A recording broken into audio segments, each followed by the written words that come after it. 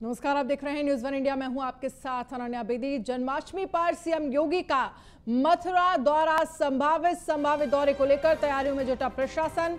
श्री कृष्ण जन्मोत्सव में भी शामिल हो सकते हैं सीएम योगी। 30 अगस्त को मनाया जाएगा कृष्ण जन्मोत्सव, तो संभावित दौरे को लेकर तैयारियों में प्रशासन जुटा है। श्री कृष्ण जन्मोत्सव में भी शामिल हो सकते हैं सीएम योगी। 30 अगस्त को मनाया जाएगा कृष्ण जन्मोत्सव। जन्माष्टमी पर सीएम योगी का मथुरा दौरा संभावित बताया जा रहा है, तो संभावित दौरे को लेकर तैयारियों में प्रशासन जुटा है। तो 30 अगस्त को मनाया जाएगा कृष्ण जन्मोत्सव। जन्माष्टमी पर सीएम योगी का मथुरा दौरा संभावित बताया जा रहा है। संभावित दौरे को लेकर तैयारियों में प्रशासन जुटा है। तो श्री कृष्ण जन्मोत्सव में भी शामिल हो सकते हैं सीएम योगी आदित्यनाथ। बड़ी खबर आपको दिखा रहे हैं और तैयारियों को लेकर प्रशासन यहां पर जुटा हुआ है। गगन पंडित हमारे संवाददाता खबर बाजार जानकारी के लिए जुड़ गए हैं। गगन, क्या कुछ जानकारी है? संभावित दौरे को लेकर तैयारियों में प्रशासन जुटा है। मथुरा आ सकते हैं उत्तर प्रदेश के सीएम योगी आदित्यनाथ। जी देखिए, जिस तरीके बताया जा रहा है कि अभी तक ऑफिशियल पुष्टि नहीं है, लेकिन संभावित दौरा की संभावनाएं बताई जा रही हैं। आपको बताता है कि पिछली ब्रज की होली में भी योगी आदित्यनाथ हिस्सा बन चुके हैं। उसी के चलते संभावनाएं बताई जा रही हैं कि योगी आदित्यनाथ जो है श्री कृष्ण जन्म महोत्सव का हिस्सा बन सकते हैं। उसी को लेकर जो लगातार जिला प्रशासन तैयारियों में जुटा हुआ है और तैयारियों को लेकर कमर कसी है। लगभग 50 लाख श्रद्धालुओं की आने की आशंका जताई जा रही है। जी बिल्कुल, लेकिन इन सब के बीच जिस तरह से देखा जाए, क्योंकि सोमवार को जन्माष्टमी है और जिस तरह से कहा जा रहा है कि हो सकता है उत्तर प्रदेश के सीएम योगी आदित्यनाथ पहुंचे, तो अपने आप में बेहद खास हो जाएगा ये दौरा। और लेकिन इन सब के बीच तैयारियों की बात करें तो प्रशासन की तरफ से लगभग सभी तैयारियां पूरी कर ली गई है। गगन, क्या? जी देखिए बता दूं, जिस तरीके बता दूं कि श्री कृष्ण जन्मस्थान से लेकर प्रत्येक चौराहा, प्रत्येक तिराहे को मथुरा को दुल्हन की तरह सजाया गया है। उसी के चलते जो है जो रोड का मैप, जो रोड की जो व्यवस्था है, उन्हें भी प्रशासन द्वारा सुदृढ़ कर दिया गया है। उसी के चलते यह अंदाजा लगाया जा रहा है कि मथुरा और वृंदावन दोनों ही जगह योगी आदित्यनाथ का दौरा हो सकता है। जी चलिए, बहुत बहुत शुक्रिया तमाम जानकारी के लिए गगन पंडित। और राष्ट्रपति रामनाथ कोविंद गोरखपुर दौरे पर हैं। इस दौरान आज उन्होंने भी महायोगी गोरखनाथ विश्वविद्यालय का लोकार्पण किया। लोकार्पण समारोह के बाद उन्होंने विजिटर बुक में अपने विचार व्यक्त किए।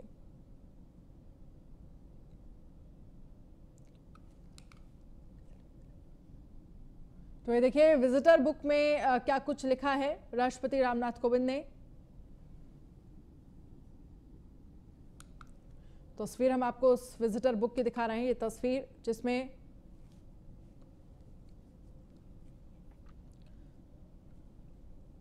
और खबर है बुलंदशहर से, जहां गाड़ी में लगी भयंकर आग 10 मिनट तक आती रही। धमाके की आवाज, आसपास की दुकानों में भी नुकसान की आशंका जताई जा रही है। लल्ला बाबू रोड चौराहे के पास का ये मामला है। 10 मिनट तक गाड़ी से धमाके की आवाज आती रही। आसपास की दुकानों में भी नुकसान होने की आशंका जताई जा रही है। गाड़ी में लगी है भयंकर आग। तो तस्वीर हम आपको दिखा रहे हैं जहां 10 मिनट तक धमाके की आवाज आती रही। आसपास की दुकानों में भी नुकसान की आशंका जताई जा रही है।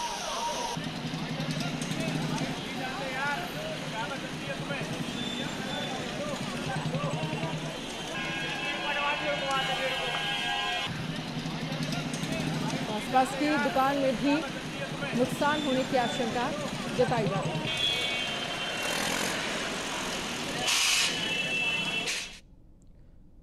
लखनऊ से बड़ी खबर, जहां अखिलेश यादव का बीजेपी सरकार पर निशाना। दूसरी लहर में सरकार ने जनता का साथ छोड़ दिया था। उस वक्त न दवाई मिली न बेड। अखिलेश यादव ने कहा, ऑक्सीजन की कमी से हमारे अपनों की जान चली गई। कोरोना की बीमारी सभी के लिए है, लेकिन बीजेपी के लिए नहीं है। 20 लाख करोड़ का पैकेज था, किसी को कुछ नहीं मिला। तो सीधे अखिलेश यादव ने बीजेपी सरकार पर निशाना साधा। कोरोना की बीमारी सभी के लिए है, बीजेपी के लिए नहीं है। 20 लाख करोड़ का पैकेज था, किसी को कुछ भी नहीं मिला, अखिलेश यादव ने कहा।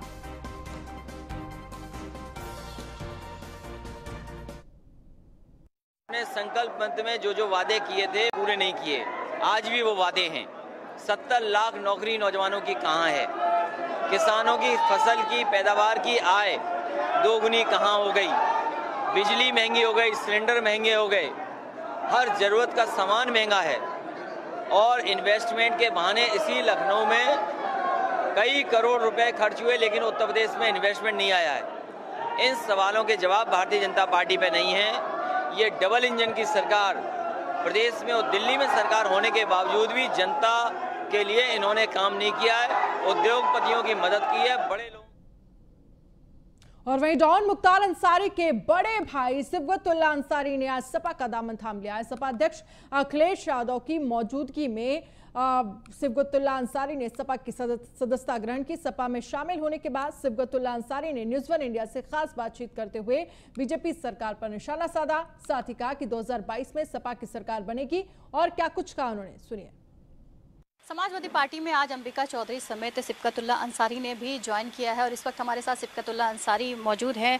क्या कहेंगे आप, समाजवादी पार्टी आज आपने ज्वाइन करा, क्या कहना चाहेंगे? हम सब ने आज अखिलेश जी के नेतृत्व में समाजवादी पार्टी ज्वाइन की है और वो इसलिए की है कि आज प्रदेश में जो सरकार है, जालिम कहा जाए तो भी कम होगा, उसको उखाड़ फेंकने के लिए, अखिलेश जी के हाथों को मजबूत बनाने के लिए हम सब आज समाजवादी पार्टी में शामिल हुए हैं। 2017 में भी साथ होने वाले थे आप लोग, उसके बाद नहीं हुए, तो कहीं काफ़ी लंबी बातचीत के बाद आज आप शामिल हुए, उस पर क्या कहना चाहेंगे? 2017 में क्या हुआ, अब उसे गाने से तो कोई फ़ायदा नहीं। अब आगे देखने की ज़रूरत है कि मंजिल आगे जो है उसे हम कैसे कामयाबी हासिल करें। हम सब उस तरफ बढ़ रहे हैं कि 2022 को कैसे कामयाब करें। एक मैसेज गया है मुस्लिम समुदाय में, आपने ज्वाइन किया है, उस पर क्या कहना चाहेंगे कि उत्तर प्रदेश का मुसलमान अखिलेश यादव से जुड़ेगा पूरी तरीके से? नहीं, सिर्फ मुस्लिम की बात नहीं है। मैंने अपनी बात से पहले ही कह दिया कि हर वो लोग जो सेकुलर देश देखना चाहते हैं, सेकुलर प्रदेश जिसमें सबको बोलने की आज़ादी हो, सबको अपने मजहबी अमल करने की आज़ादी हो, कारोबार करने की आज़ादी हो, वो सब चाहते हैं। तो ये थे सिबगतुल्ला अंसारी, जिन्होंने बताया कि समाजवादी पार्टी उन्होंने सिर्फ एक मकसद से ज्वाइन किया है कि उत्तर प्रदेश के अंदर जो सरकार चल रही है वो न किसानों के हित में हो, ना नौजवानों के हित में। विरोजनी समीर के साथ Nagma Shaikh, news one India, Lucknow. और वहीं कानून मंत्री ब्रजेश पाठक से हमारे संवाददाता एसके वाजपेयी ने खास बातचीत की। इस दौरान उन्होंने सपा पर निशाना साधते हुए कहा कि सपा की कथनी और करनी में अंतर है। सपाई कानून तोड़ने वाले और अराजक लोगों का साथ देते हैं, सुनिए। हमारे साथ हैं उत्तर प्रदेश के कानून मंत्री ब्रजेश पाठक। मंत्री जी, जिस तरीके से लगातार भाजपा सरकार अंसारी पर कार्रवाई कर रही है, उनकी संपत्तियों, समाजवादी पार्टी की कथनी करनी में अंतर है। वो हमेशा अराजक लोगों को, कानून तोड़ने वाले लोगों को प्रमोट करने में उनकी सरकार ने, उनकी पार्टी ने काम किया है और यही उनके कृत्यों से लक्षित होता है। क्या माना जाए, पिछले दरवाजे से कहीं न कहीं राजनीति में फिर अंसारी एंट्री कर रहे हैं? अब ये वो जाने, लेकिन ये मैं जानता हूँ कि उनकी कार्यप्रणाली ऐसी ही रही है। जो लोग कानून तोड़ते हैं, कानून पे भरोसा नहीं रखते हैं, उन्हीं को वो लोग साथ देते हैं। बिल्कुल, ये है मंत्री ब्रजेश पाठक, जिनका साफ तौर पर कहना है कि कानून तोड़ने वाली पार्टी है समाजवादी पार्टी। उनका इसी तरीके का चरित्र रहा है कहीं न कहीं, जिसके चलते लगातार वो ऐसे लोगों को पार्टी में ज्वाइनिंग करा रहे हैं। कैमरामैन अमित शाहनी के साथ मैं S K Vajpayee, news one India, Lucknow. और केंद्रीय गृह राज्य मंत्री अजय मिश्र टेनी से हमारे एसोसिएट एडिटर ब्रजेश श्रीवास्तव ने खास बातचीत की। इस दौरान उन्होंने सपा पर निशाना साधते हुए कहा कि अंबिका चौधरी पहले समाजवादी पार्टी के नेता थे, फिर वो पार्टी को छोड़कर गए। इन लोगों का अपना कोई आधार नहीं है, लोग आते जाते रहते हैं। मुख्तार अंसारी के भाई की ज्वाइनिंग पर उन्होंने कहा कि ये उनका अपना मसला है, लेकिन मुख्यमंत्री योगी आदित्यनाथ ने साफ कर दिया है कि किसी अपराधी को बख्शा नहीं जाएगा। इस वक्त बात करने के लिए हमारे साथ मौजूद हैं केंद्रीय गृह राज्य मंत्री अजय मिश्रा टेनी जी। और उन बदलती हुई परिस्थितियों में प्रत्येक समय पर भारत की सरकार वहाँ पर नज़र रखे हुए है।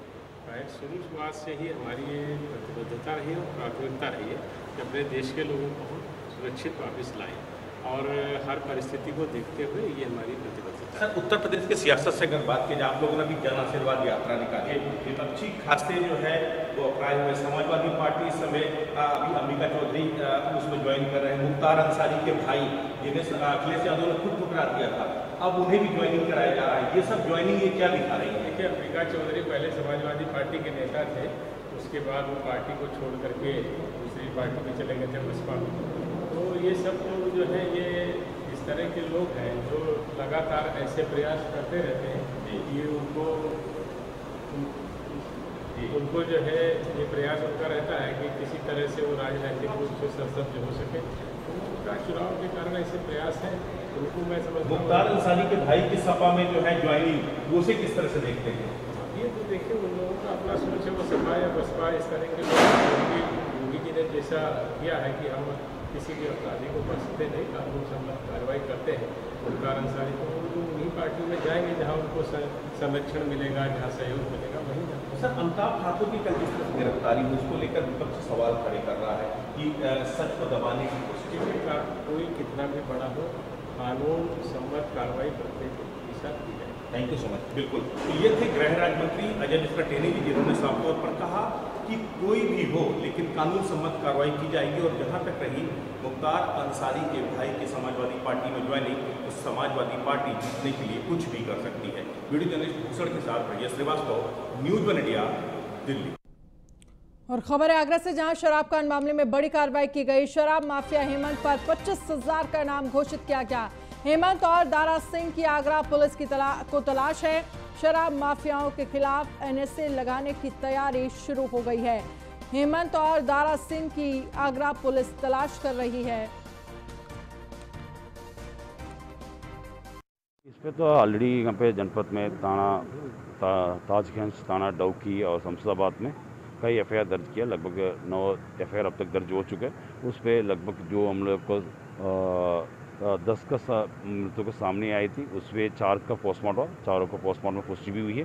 कुछ लोग बिना पोस्टमार्टम में मृत्यु उनका अंतिम संस्कार कर चुके हैं। फिर भी हम लोगों ने सबका बयान ले रहे हैं, उनका परिवार का सबसे पूछताछ कर रहा है। जो मृतक है उसका लक्षण कैसा रहा उसके बारे में बात की जाएगी। आगे उसके भी हम लोग योजना में शामिल करके आगे इन्वेस्टिगेशन करवा रहे हैं। और खबर है बुलंदशहर से, जहां पर निषाद पार्टी के कार्यकर्ताओं ने सीएम योगी को लिखी खून से चिट्ठी। मछुआ जाति को आरक्षण की मांग को लेकर सीएम योगी को चिट्ठी लिखी है। खून से लिखी चिट्ठी में लिखा, आरक्षण दो या मौत।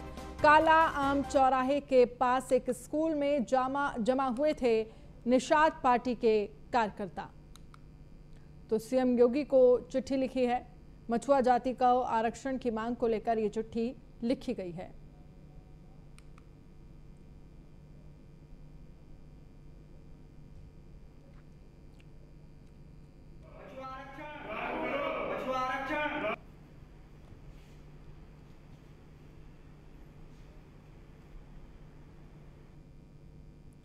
खबर कानपुर से है, जहां साइबर ठगों ने एक कंपनी को लगाया 2.45 करोड़ का चूना। धोखाधड़ी के एक मेल कंपनी के नाम से प्राइवेट बैंक में भेजकर किया fraud. Ganesha Ecotech limited company के नाम से भेजा गया था मेल। 25 अगस्त को ये मेल भेजा गया था। खाते का स्टेटमेंट निकलवाने पर फ्रॉड की जानकारी हुई। 12 अलग अलग अकाउंट में डाले गए पैसे। कंपनी बैंक से मांग रही है पैसा। लापरवाही का आरोप लगाया गया।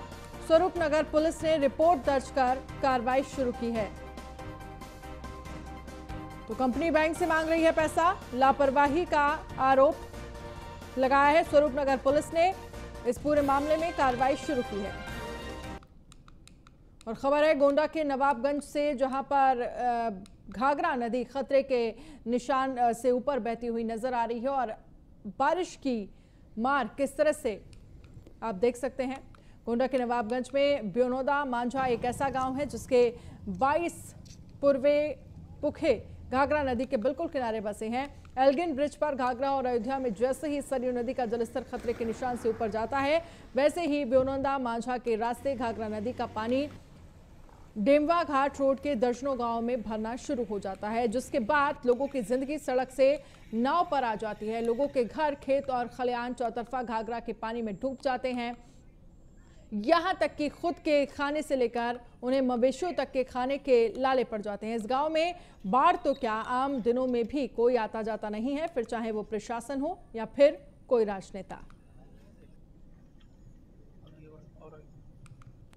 अब आपको रायबरेली की खबर बताते हैं, जहां एक बच्चे की जान झोला छाप डॉक्टर की भेंट चढ़ गई। बताया जा रहा है कि मासूम बच्चे को कल शाम तेज बुखार आया, लिहाजा बच्चे के इलाज के लिए उसका मामा कुर्मिया मऊ चौराहे पर स्थित एक मेडिकल स्टोर ले गया। बच्चे के मामा नवनीत का आरोप है कि मेडिकल स्टोर के संचालक ने बिना चेकअप किए इंजेक्शन लगा दिए, जिससे बच्चे की हालत और बिगड़ने लगी। लिहाजा बच्चे के परिजन उसके हायर सेंटर ले जाने लगे, लेकिन बीच रास्ते में ही बच्ची ने दम तोड़ दिया। फिलहाल मेडिकल स्टोर का संचालक फरार है। पीड़ित परिवार ने पुलिस को मामले की जानकारी दी है।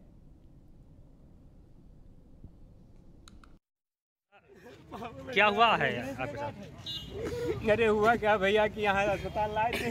हाँ, और कल बुखार आया था हल्का। किस अस्पताल लाए थे? हाँ, अभी कल सुबह आए और लगा दिए सुई, बस लड़की खत्म। किसने? कल शाम को जो है कि हल्का बुखार था जी, तो सुबह हम बोले कि ऐसा है कि बच्चा इलाज करा लो। कहाँ पर इलाज कराने? तो इलाज यहीं कुर्मिया मऊ में जो है। कौन से डॉक्टर? पीजे डॉक्टर। ये वहाँ से लाए तो बुखार नाप के उसके बाद में सुई लगाया, सुई लगा के दवा दिया, पलटी हो गई। उन्होंने चेकअप करा कि नहीं करा ये मेरे को मालूम नहीं, पर इन्होंने बताया, मेरे भाई ने जो आया था दवा कराने, इंजेक्शन लगा दिया। इंजेक्शन लगाने के बाद थोड़ी देर बाद वो बेहोश हो गई। बेहोश होने के बाद फिर उन्होंने गाड़ी किया, सीधा बथरावा लेकर चले गए। ललितपुर में आयोजित ब्राह्मण संगोष्ठी के चौथे चरण में राज्यसभा सांसद सतीश मिश्रा ने केंद्र सरकार पर जमकर निशाना साधा। इस दौरान उन्होंने कहा कि ब्राह्मणों पर लगातार अत्याचार हो रहा है। सतीश मिश्रा ने हिंदू समाज के पवित्र तीर्थों की दयनीय दशा को भी मुद्दा बनाया। उन्होंने कहा है कि अयोध्या, चित्रकूट, वाराणसी की व्यवस्था ठीक नहीं है। उन्होंने विधानसभा चुनाव में जीत का दावा किया है।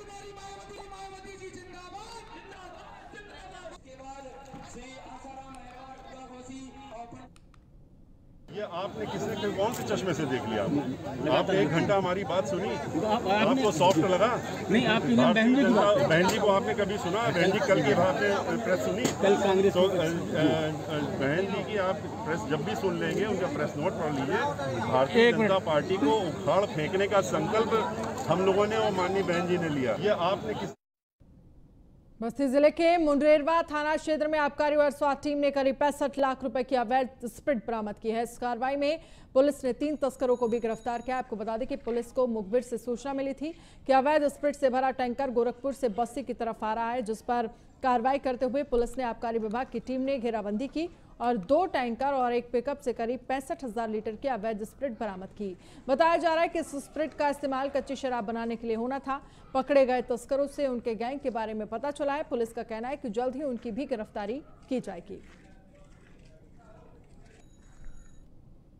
जनपद बस्ती में जहरीली शराब बनाने के लिए इस्तेमाल होने वाली स्प्रिट पर बहुत कमर तोड़ कार्रवाई हुई है। ये कार्रवाई स्वाट टीम के द्वारा की गई। इनके द्वारा 2 स्प्रिट के टैंकर पकड़े गए हैं, जो एक पिकअप में स्प्रिट उतार रहे थे। ये तीनों गाड़ियां पकड़ी गई हैं और तीनों गाड़ियों के ड्राइवर पकड़े गए हैं। इस पूरी साजिश के पीछे जो मुख्य षड्यंत्रकर्ता हैं उनके बारे में जानकारी की जा रही है। ये ड्राइवर पूर्व में कभी जेल नहीं गए हैं। ये चूँकि मात्र गुर्गे हैं, इनके मुख्य मालिकों के बारे में जानकारी की जा रही है। उनके खिलाफ भी हम कार्रवाई करेंगे। गाजियाबाद के थाना लोनी इलाके में एक अपराधी ने मेरठ मंडल कमिश्नर ऑफिस से फर्जी जिला बदर पर स्टे की कॉपी तैयार कर पुलिस की आंख में धूल झोंकने की कोशिश करने का मामला सामने आया, लेकिन पुलिस जांच में मेरठ मंडल कमिश्नर ऑफिस से बनवाई गई जिला बदर स्टे की कॉपी फर्जी पाई गई। पुलिस ने मामले में आरोपी को गिरफ्तार कर लिया है। आपको बता दें कि लोनी थाना क्षेत्र के मेन बाजार में रहने वाला संजीव नागर अपराधी है, जिस पर थाना लोनी समेत कई थानों में आपराधिक मुकदमे दर्ज हैं। इस पर प्रशासन ने जिला बदर की कार्रवाई की थी। आरोपी लोनी थाने का हिस्ट्री शीटर बदमाश है। संजीव नागर नाम के व्यक्ति हैं जो लोनी के जो HSP हैं थाने से, इनके खिलाफ गुंडा एक्ट के अंतर्गत जिला बदर का आदेश हो रखा था, जिसके आदेश के विरुद्ध इन्होंने अपील की थी। वो फर्जी एक आदेश लाए थे आयुक्त महोदय के यहाँ से स्थगन का, जिला बदर के आदेश के विरुद्ध स्थगन का आदेश लाए थे। जांच की गई हमारे सब इंस्पेक्टर द्वारा, तो ये फर्जी पाया गया पूरा दस्तावेज। इसी कारण से हमारे यहाँ अभियोग पंजीकृत किया गया। धारा 420, 467, 468, 471 व 120B के अंतर्गत संजीव नागर गिरफ्तार कर। मुजफ्फरनगर में राष्ट्रीय लोकदल के राष्ट्रीय नेतृत्व के आह्वान पर आज जिले की सभी तहसीलों पर लोकदल ने जोरदार धरना प्रदर्शन किया। मुजफ्फरनगर की खतौली तहसील पर रालोद ने के प्रदेश प्रवक्ता अभिषेक चौधरी के नेतृत्व में अनोखा प्रदर्शन देखने को मिला, जहां पर रालोद नेता भैंसा बुग्गी पर सवार होकर धरने पर पहुंचे और अपनी मोटरसाइकिल भी भैंसा बुग्गी पर रखकर लाए। साथ ही खाली सिलेंडर और पानी के मटके भी लेकर रालोद नेता धरने पर पहुंचे। लोकदल के राष्ट्रीय अध्यक्ष आदरणीय जयंत चौधरी जी के निर्देशानुसार पूरे प्रदेश में आज तहसीलों पर धरना प्रदर्शन हो रहा है। आज 9 मांगों को लेकर हमने यहाँ धरना प्रदर्शन किया है कि पेट्रोल डीजल इतना महंगा सरकार ने कर दिया है कि किसान को वो बुग्गी पर रखकर ले जाना पड़ रहा है। और आपका ये देखिए आज चलाने की स्थिति में हम लोग मोटरसाइकिल और बाइकें नहीं है, इसलिए हमारे किसान भाई आज बुग्गियों में रख के अपनी 5 से 6 बाइकें लेके आए हैं यहाँ। इसके अलावा सरकार ने कहा था पकौड़े तल लेंगे। पकौड़े तलने की स्थिति ये है कि तेल इतना महंगा कर दिया है तो वहाँ से पकौड़े कैसे तलेंगे। दूसरी बात है कि पकौड़े तलने में गैस का यूज़ होता है। गैस का सिलेंडर 400 रुपये से लेकर 1000 रुपये तक का सिलेंडर पहुँच गया है, तो ना तो हम आज भट्टी चलाने की स्थिति में है और ना तेल डाल। राष्ट्रीय लोकदल ने आज पूरे प्रदेश में किसान क्रांति दिवस का आयोजन किया। इसी कड़ी में शामली में भी आरएलडी कार्यकर्ताओं ने तहसील पर धरना प्रदर्शन किया। इस दौरान आरएलडी कार्यकर्ताओं ने 9 सूत्री मांगों का एक ज्ञापन एसडीएम शामली को सौंपा। आरएलडी कार्यकर्ताओं ने सरकार पर वादा खिलाफी का आरोप लगाते हुए कहा कि सरकार ने 14 दिन के भीतर बकाए गया, मगर अभी तक शुगर मिलों पर किसानों का 500 करोड़ से ज्यादा का भुगतान बकाया है। हमारे जो राष्ट्रीय लोकदल के राष्ट्रीय अध्यक्ष जयंत चौधरी जी हैं, उनके आह्वान पर ये सभी तहसीलों में जो है धरना दिया जा रहा है। इसमें मुख्य 9 बातें हैं हमारी। इसमें सबसे मुख्य बात ये है कि जो हमारे गन्ने का मूल्य भुगतान अभी तक नहीं हुआ है, लगभग 500 करोड़ हमारे इस ज़िले का बकाया है। और मंत्री जी जो है बकाया भुगतान का जो है वर्णन पिछले 5 वर्ष के एक साथ जोड़कर करते हैं, ना कि ये बताकर कि किस मिल पर कितना अब वर्तमान में बकाया है, उसे जुमले की तरह। और बुलेटिन में फिलहाल इतना ही। आप बने रहिए न्यूज़ 1 इंडिया के साथ। नमस्कार।